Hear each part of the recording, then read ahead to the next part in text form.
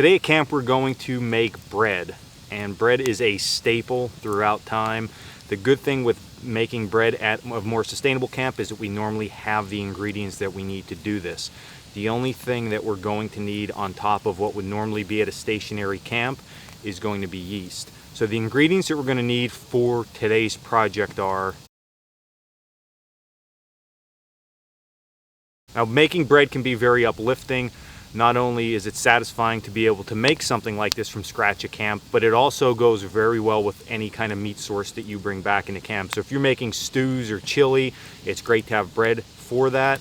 It's very portable, so you can cut it, take it with you on a day scout, and you have something to eat. And then of course in the morning you can slice it up and grill it, or add some honey or some jelly to it, and you have yourself a good breakfast. So let's look at exactly what we need now and how we're going to make this bread. First step is to activate our yeast. So I had water on a boil, but yeast can be very finicky. So we need to get the water to around 120 degrees. Of course, we don't have a thermometer here, so you're going to need to figure this out on your own. I suggest trying it at home first with a thermometer if you can. What I know for myself is if I put my cold fingers in the water and they can stay in for about 3 seconds before it starts to burn my fingers, I'm right around that 120 degree mark. So all that we need is to take our bush pot and fill up. Of course, I tested this. So about 3 seconds, it feels warm enough. I'm gonna add about a 1/4 cup of water to my cup. And then I'm going to add my yeast. For this recipe, we're gonna use 2 packets of yeast into our cup. So 1, and this is just active dry yeast.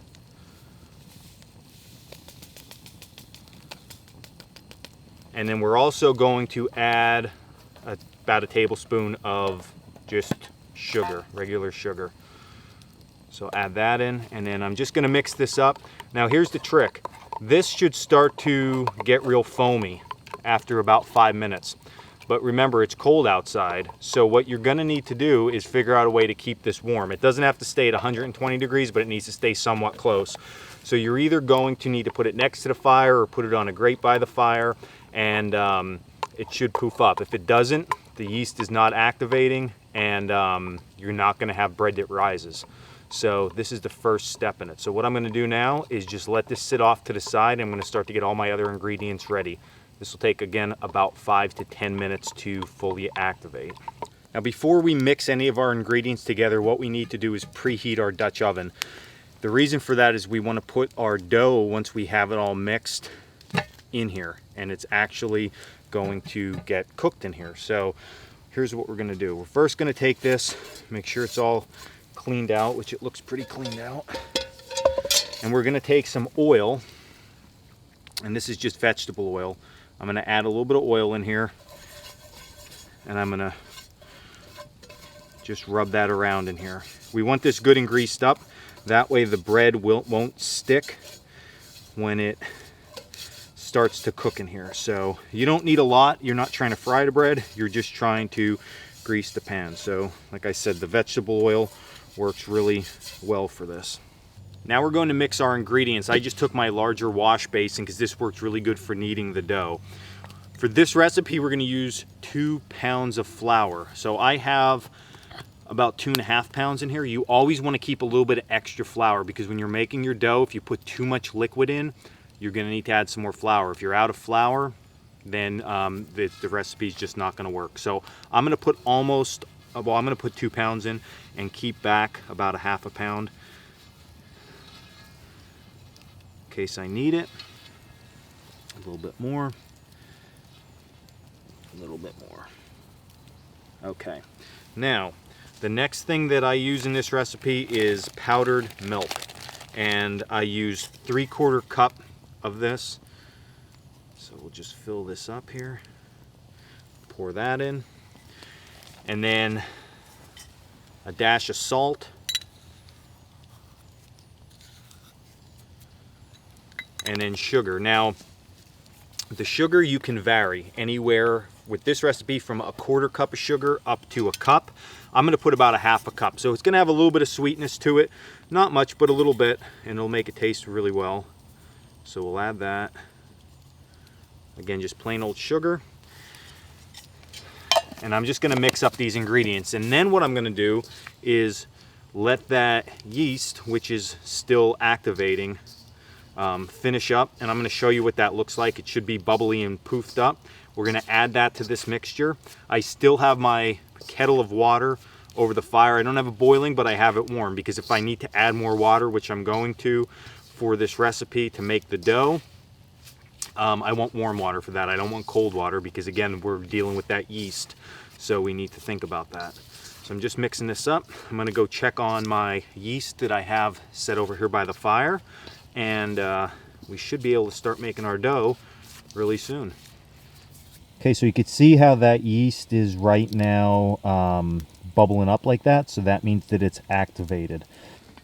So we have all of our mixed ingredients. I'm going to take a little bit of warm water, and this again is around that 120 degree mark. Put that in, and then I'm gonna add my yeast.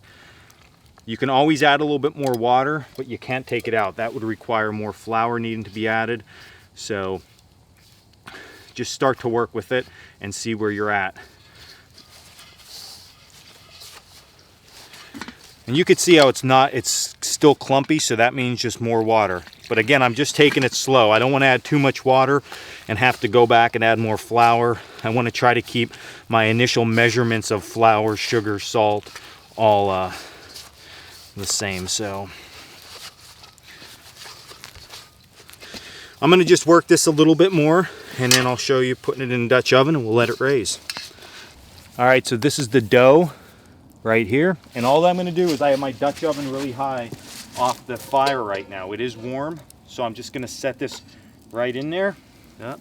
Set this right in the center. Put the lid on it. And now I'm going to let this go for about 45 minutes to an hour, and it's going to raise, also known as proofing. It's going to proof, raise up really good, and then we'll start the cooking process. So it's just time now. Okay, so you can see how much our dough rose here. So what I'm going to do now is we're going to lower this. I greased the lid of the pan too, so that's oiled up now. I'm going to place that on top here, and now what I'm going to do is I'm going to lower this down so we can start to cook from the bottom, and then put some coals on top. All right, so what we're going to do now is we're going to lower this down to start to cook.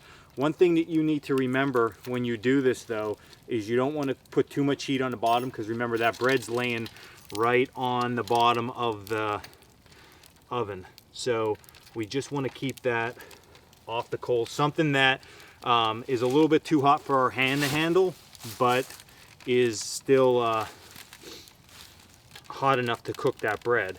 And we want a good bed of coals for this, because what I'm going to do next is I'm going to take my camp shovel and I'm going to take a good scoop of coals. I don't want a lot of ash, I just want hot coals. And I'm just going to place them over the top like that, and I'm going to allow this time to cook.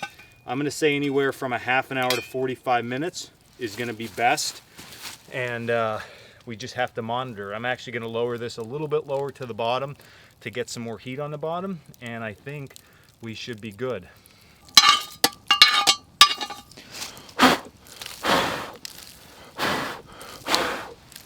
All right, let's take a look and see what the bread is looking like. Oh yeah, really nice. So let's take this off and take a look at it. Dutch oven's off. Put the lid off to the side. Just remember, it's still hot, so we have to try to manage this the best we can while it's hot. The bread should, for the most part, be able to come out of there. There we go. Put this off to the side. Now what I'm going to do is I can either let this go like this, or I can take a towel and cover this. And if I cover it, the steam is going to keep this softer. If you want a crustier bread, just let it out in the open and let it go. So I think I'm going to just let it like this for right now and let it cool, and then we will dig in and try it in a little bit. Rose nice, looks good. Okay, so the bread sitting here smells delicious, so I can't wait till it cools down too much. So I'm going to just cut it while it's hot and give it a try. So here's what we got. Check that out. Nice, raised, lots of air. Now is the taste test. So